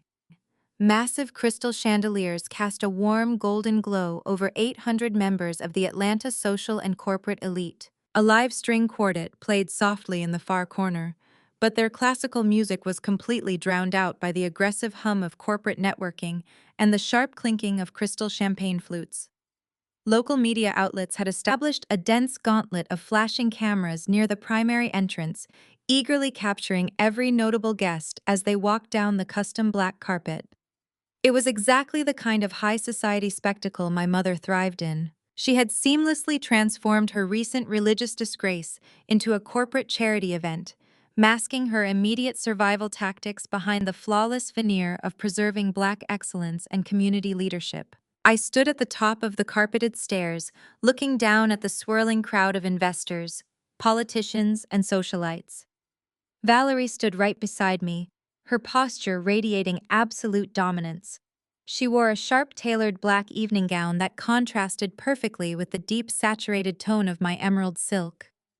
We surveyed the massive room like two generals assessing a battlefield before ordering the final devastating strike. It did not take long to spot the primary targets. Brenda was holding court near a towering centerpiece ice sculpture. She was draped in an excessive amount of diamond jewelry. The heavy stones caught the chandelier light, throwing scattered reflections across the walls. But I knew her actual financial reality. Her accounts were completely drained. The megachurch had severed her access to their discretionary funds following the ledger incident. Those diamonds were either rented on a high-interest credit line she could not afford, or they were entirely fake. Regardless of their origin, she was playing her role perfectly, laughing loudly, tossing her head back and lightly touching the arms of wealthy local investors. A few yards away from Brenda stood Jasmine and Connor. The sight of them standing together almost made me laugh out loud. Less than 24 hours ago, Jasmine was screaming foul obscenities and violently kicking my front door because Connor had thrown her designer luggage into the rain. Tonight, they were putting on a sickeningly sweet display of marital bliss for the local society photographers. Connor had his arm wrapped incredibly tightly around Jasmine's waist. She was leaning her head affectionately against his shoulder, flashing her perfect practiced white teeth for the cameras. They looked like the ultimate successful power couple, completely hiding the terrifying fact that their commercial accounts were frozen and they were staring directly down the barrel of federal bankruptcy. They were entirely dependent on the public trap Brenda was about to spring on me. I scanned the reserved VIP tables near the front of the stage and found Harrison. The Vanguard Vice President of Acquisitions sat quietly nursing a dark drink. He looked highly uncomfortable observing the excessive family display with deep corporate caution. He caught my eye across the massive crowded room. He gave a single slight nod, reminding me of his strict morning warning. He was waiting to see if my family would drag his multi-billion-dollar holding firm into a messy public scandal. I gave him a tiny reassuring smile promising a clean execution. I placed my hand on the velvet-wrapped banister and began my descent into the ballroom, with Valerie matching my measured, confident pace. The heavy emerald silk of my custom gown pooled and flowed around my legs, catching the immediate attention of the roaming photographers. The camera flashes abruptly pivoted away from the minor socialites and focused entirely on the newly minted $15 million tech founder. The sudden wave of bright white light caused a rapid ripple effect through the crowd. Conversations halted mid-sentence. Hundreds of heads turned in our direction. Connor was in the middle of a loud laugh when he looked up and saw me walking toward the VIP section. His smile remained frozen for a fraction of a second before his eyes shifted to the sharp black woman walking shoulder to shoulder with me. The color drained from his face with terrifying speed. He turned absolutely ghost white. His tight grip on Jasmine's waist loosened so abruptly she stumbled slightly in her high heels. Connor knew exactly who Valerie was. She was the absolute titan who was systematically consuming his luxury real estate territory. Seeing his greatest corporate rival walking into his own family redemption gala, as my honored plus one fundamentally broke his brain. The desperate, clinging hope that I was bringing the Vanguard vendor contract to save his failing brokerage evaporated instantly. He stared at Valerie with wide, terrified eyes. She looked back at him and smiled a cold, ruthless expression that promised total market annihilation. Jasmine noticed Connor's sudden physical panic and followed his terrified gaze. Her eyes locked onto mine, and the fake, affectionate mask she had been wearing for the media slipped entirely, revealing pure, unadulterated venom. She remembered the isolated audio recording I had played in my quiet entryway. She knew I held the ultimate power to destroy her carefully curated public image. Before either of them could attempt to react or intercept us, the string quartet stopped playing. The main ballroom lights dimmed slightly, casting the crowd into shadow, as a bright, heavy spotlight illuminated the elevated stage at the front of the room. Brenda walked purposefully up the carpeted steps to the stage, taking her place behind a clear acrylic podium. She tapped the microphone twice. A sharp feedback whine silenced the remaining murmurs in the massive room. 800 wealthy faces turned toward her with expectant silence. She signaled to the primary event photographer, who quickly hurried to the front of the stage, positioning his heavy camera lens directly at the podium to capture the perfect shot. Brenda smiled her most loving, gentle, maternal smile. It was the exact same expression she had used to manipulate thousands of devoted people from the church pulpit for decades. "Welcome, friends, family, and esteemed corporate colleagues." Brenda began, her voice echoing smoothly and powerfully through the massive sound system. "Tonight is a celebration of unity and healing. It is a testament to the absolute fact that no matter how high we climb in the demanding corporate world, we must always reach back and lift up our own. We are here to honor Black excellence and to prove to the entire city of Atlanta that generational wealth is built on the unbreakable foundation of family loyalty." The crowd offered a warm, polite murmur of agreement, completely blind to the extortion unfolding. Brenda looked down at a polished silver tray resting on the podium shelf. She picked up a thick stack of familiar legal documents bound by a heavy blue corporate clip, the Vanguard vendor contract. She held the documents high in the air for the entire room to see, allowing the camera flashes to illuminate the paper. Then she picked up a heavy gold pen. "Ladies and gentlemen," Brenda announced, projecting her voice to reach the furthest dark corners of the grand ballroom. "Tonight, my beautiful and brilliant daughter Maya will sign this contract right here on this stage. She will officially bring Vanguard Holdings' exclusive corporate business to her sister and brother-in-law, proving once and for all that family conquers all obstacles." The psychological trap was fully sprung. The audacity of her plan was genuinely breathtaking. She was weaponizing the applause of 800 elite people to force my hand. The crowd erupted into enthusiastic, supportive clapping, completely unaware of the financial hostage situation happening right in front of them. The camera flashes strobed relentlessly, blinding the front row. Brenda looked directly at me, her eyes hard and cold beneath her smiling mask, daring me to ruin the beautiful moment she had created. She extended the gold pen toward the edge of the stage, waiting for me to submit to the crushing social pressure. I looked at Valerie, who simply tapped the side of her suit jacket where the real executed contract was resting safely in her pocket. I turned my gaze back to the stage. I did not hesitate for a single second. I began the long, slow walk up to the microphone. The walk from the top of the carpeted stairs to the acrylic podium felt like moving through heavy water. The grand ballroom of the Ritz-Carlton was completely silent, except for the soft rustle of my emerald silk gown pooling around my ankles with every step. 800 faces watched me with expectant curiosity. They were the most powerful investors, politicians, and socialites in Atlanta, and they had all been gathered here under the false pretense of witnessing a beautiful family reconciliation. I reached the elevated stage and stood directly beside my mother. The heat from the overhead stage lights was intense, but my blood ran completely cold. Brenda pushed the heavy gold pen across the polished silver tray toward my hand. Her rented diamond bracelets clinked together, a sharp, hollow sound that matched her fake maternal smile. She looked at me with hard, calculating eyes, daring me to defy her in front of the local media and the Vanguard executives. She thought the crushing weight of public expectation would force me to sign away my newly acquired power to save my failing siblings. I looked down at the Vanguard vendor contract resting on the acrylic podium. Then I looked out at the massive crowd. I saw Harrison sitting at his reserved VIP table, nursing his drink with a tense, cautious posture. I saw Valerie sitting nearby, radiating absolute, untouchable dominance in her tailored black evening gown. I leaned forward and adjusted the microphone, but I kept my hands firmly at my sides, entirely ignoring the gold pen. Family is indeed everything, I said, my voice projecting smoothly and evenly across the massive room. The sophisticated acoustics of the grand ballroom amplified my tone, making it sound absolute and unwavering. Brenda smiled wider, leaning in slightly, thinking I was capitulating to her carefully crafted narrative.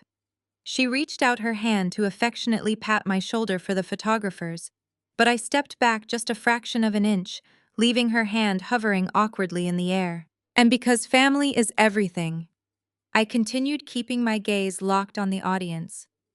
Transparency is key. We must always be completely honest with the ones we claim to love. I turned my head slightly toward the back of the room, where the elevated audio-visual booth sat hidden in the shadows. I caught the eye of the lead technician, a young man I had personally handed $5,000 in crisp $100 bills earlier that afternoon. I gave him a single subtle nod. The transition was instantaneous and terrifying. The warm golden chandelier lighting in the ballroom abruptly cut out, plunging the entire audience into a dramatic, charged dimness. Before anyone could even murmur in confusion, the massive mechanical projector screen suspended behind Brenda began to descend from the high ceiling. The heavy canvas unrolled with a deep mechanical hum that vibrated through the wooden floorboards of the stage. The live string quartet in the corner had completely stopped playing. The room was dead silent as the premium concert sound system crackled to life. It was not a prepared speech or a corporate video presentation. It was a crystal-clear audio recording, echoing powerfully through the dark space. Connor's voice filled the ballroom, dripping with pathetic desperation and raw malice. "Maya, you have to give me the $2 million. Connor begged, his voice bouncing off the acoustic panels. "You have to help me get a divorce and get away from Jasmine. She is a complete leech who absolutely ruined me. She drained my commercial accounts and destroyed my business to buy designer clothes. I cannot stand looking at her fake face for another single day." The collective gasp from the 800 elite guests sounded like a massive vacuum, pulling all the oxygen from the room. I turned to look at my sister, who was standing near the edge of the stage. Jasmine's face had contorted into a mask of pure, unadulterated horror. The sickeningly sweet marital bliss she had been performing for the cameras all night completely disintegrated in a fraction of a second. She spun around to face Connor, who was physically trembling beside her. All the blood had drained from his face, leaving him a pale, sickly white under the dim, ambient light. "You pathetic, lying coward," Jasmine shrieked, her voice carrying raw and unamplified across the silent room. She lunged forward, lifting her hand and delivering a vicious, open-palmed slap directly across Connor's cheek. The sharp, violent crack of flesh hitting flesh echoed loudly through the microphone resting on the podium. The audience was in absolute shock, but my masterpiece of a presentation was far from over. The massive screens behind us suddenly flashed to life, illuminating the dark stage with blinding, harsh white light. High-resolution images of highly classified church audit documents appeared on all three screens simultaneously.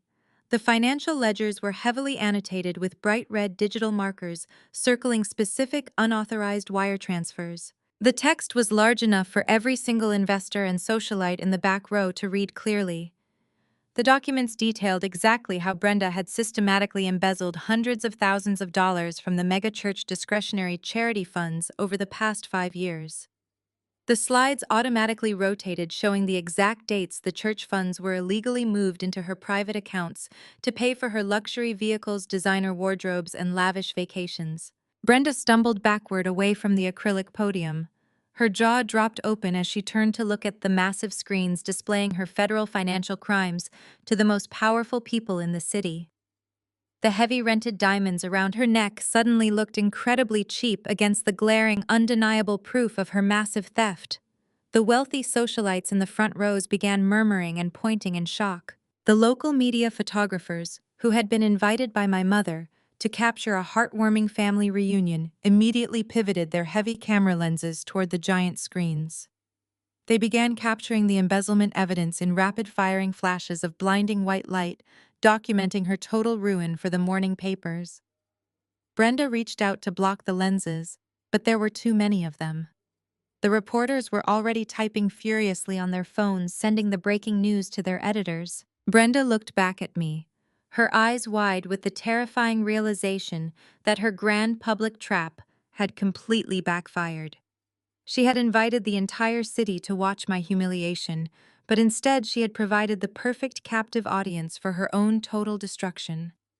She opened her mouth to speak, but no words came out. I leaned back into the microphone, cutting effortlessly through the rising chaos of the panicked room. As for the Vanguard real estate relocation contract, I announced, my voice cutting like sharp glass through the noise. That highly lucrative multi-million-dollar partnership has already been awarded to a firm that actually understands corporate excellence and operational integrity. Down in the front VIP section, Valerie stood up slowly from her table. She smoothed the front of her sharp black evening gown, projecting absolute power and untouchable corporate grace. The dedicated spotlight operator, who was also on my private payroll, immediately swung a heavy focused beam of bright light directly onto her. Valerie turned toward the stage, locking her sharp eyes with the ruined and humiliated Connor. She raised her crystal champagne flute in a slow, deliberate, mocking toast to her permanently defeated rival.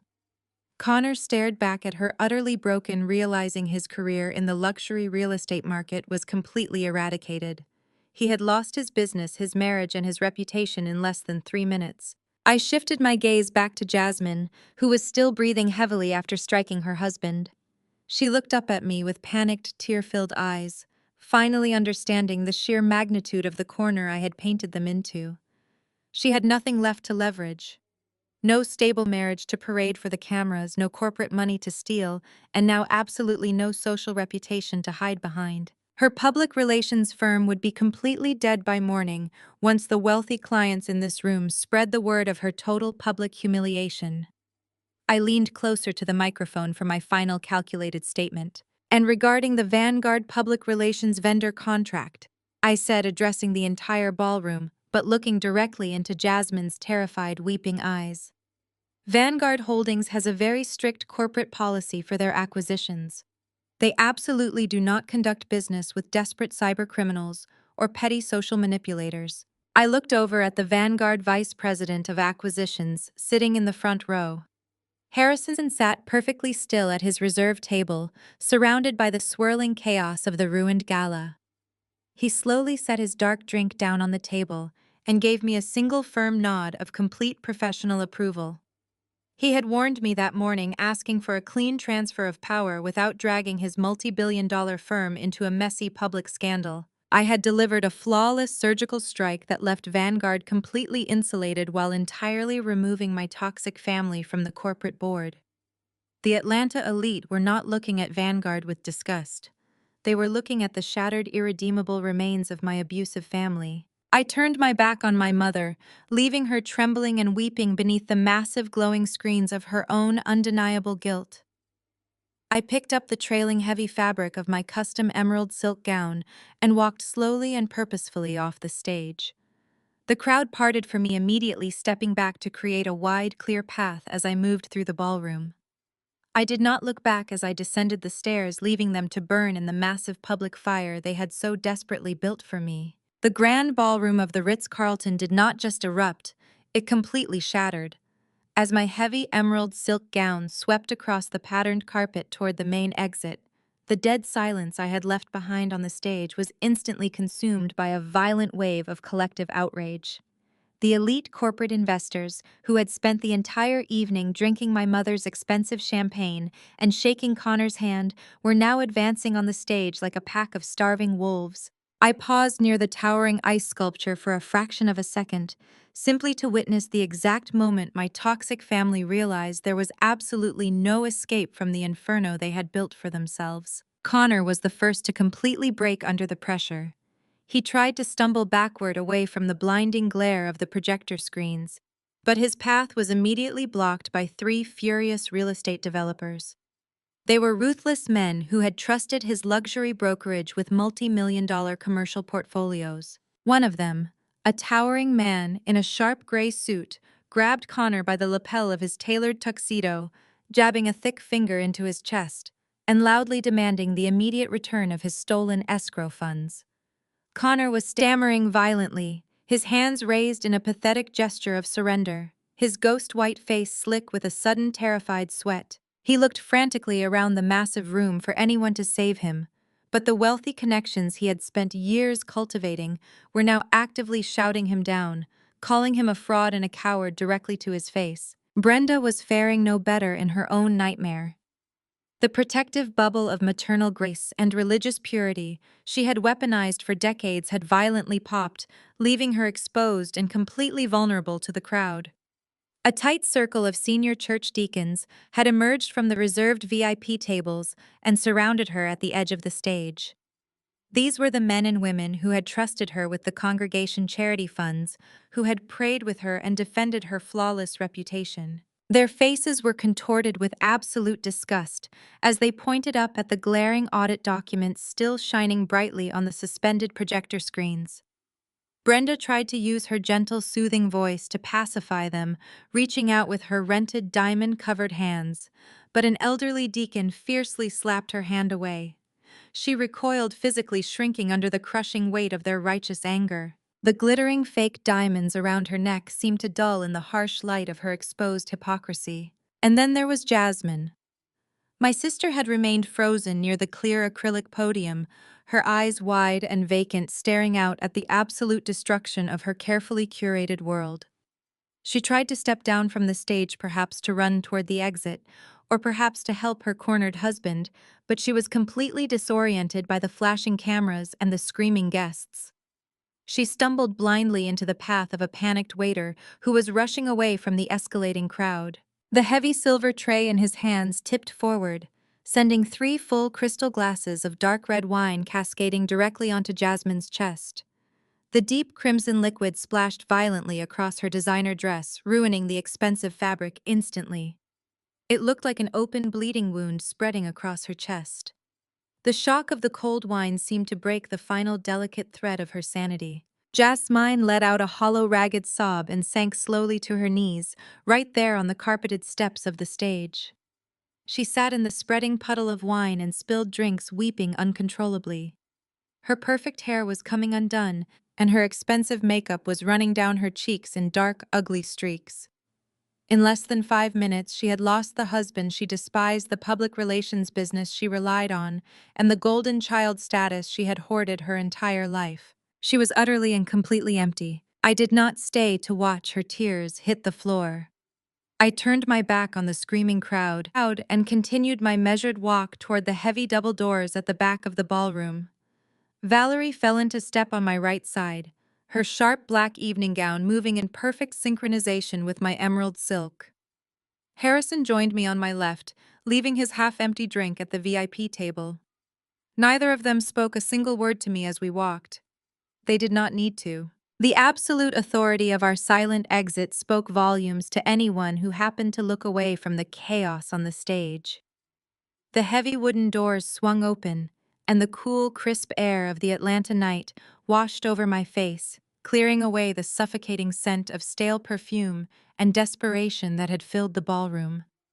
The valet brought my car around immediately, and I drove away into the quiet city streets without a single glance in the rearview mirror. 1 month later, the dust had finally settled, and the total erasure of my abusers was absolute.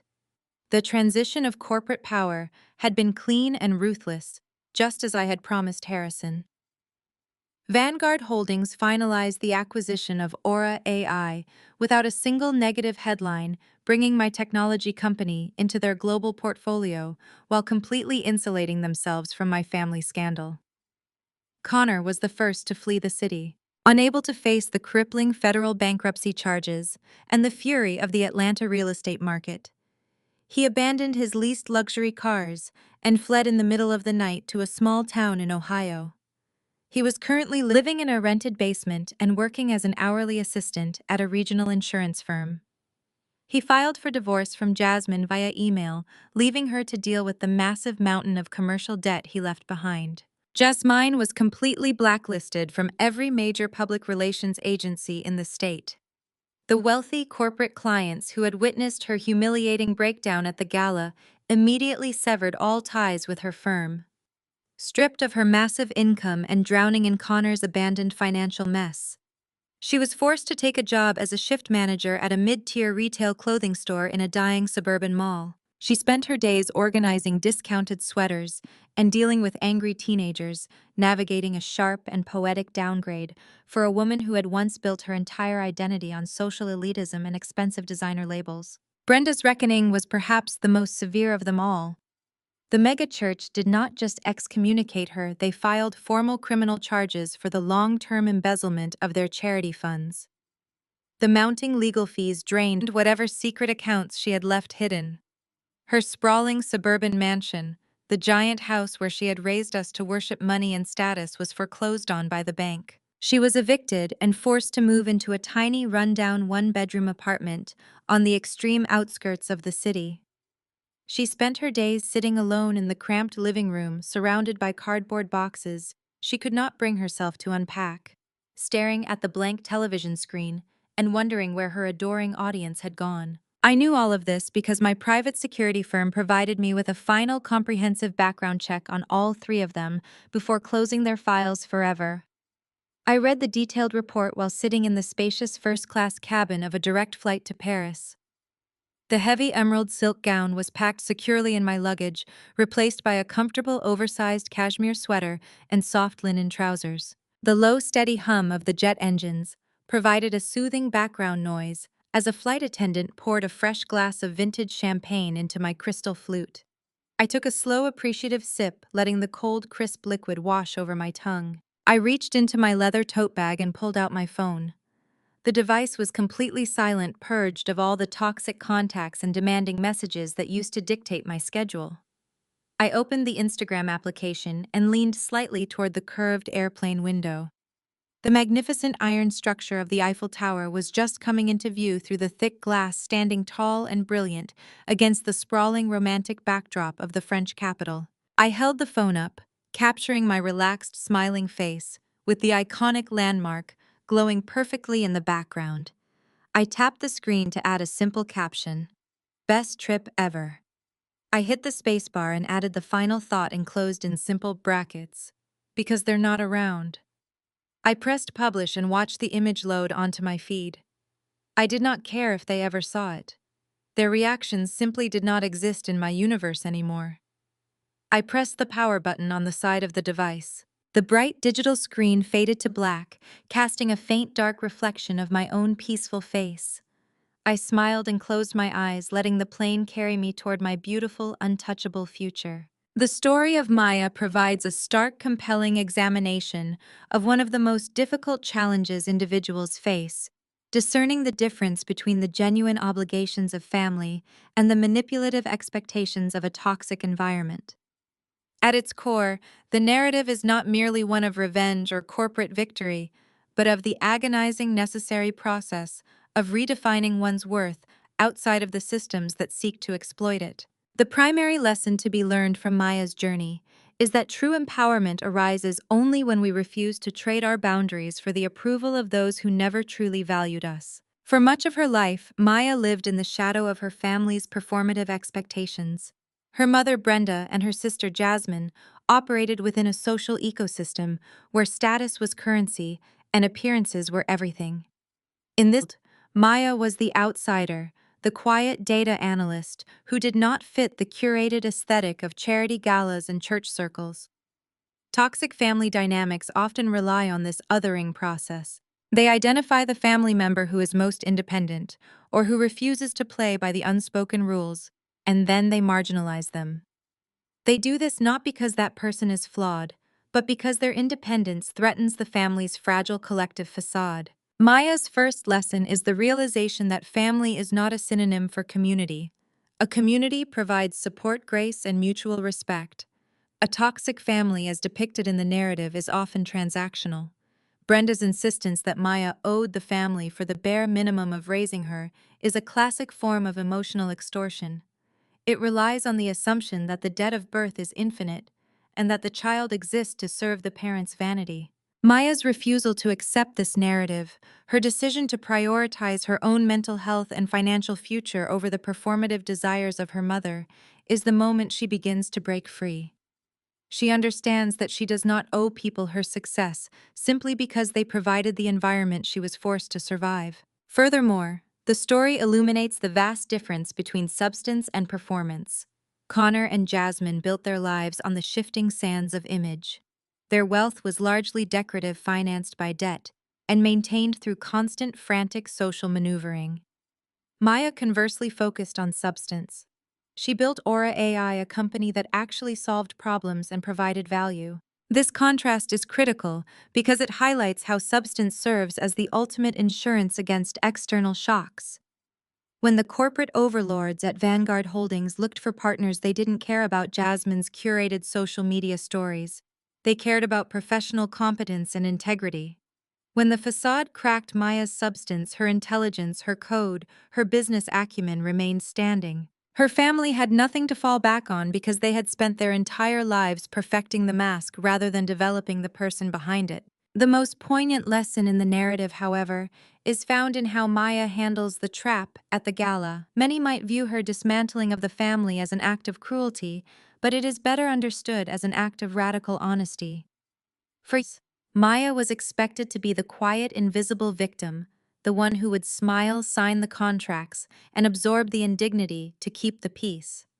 Her decision to use the gala as a platform to reveal the truth, the embezzlement, the financial desperation, the predatory behavior was not about destroying them.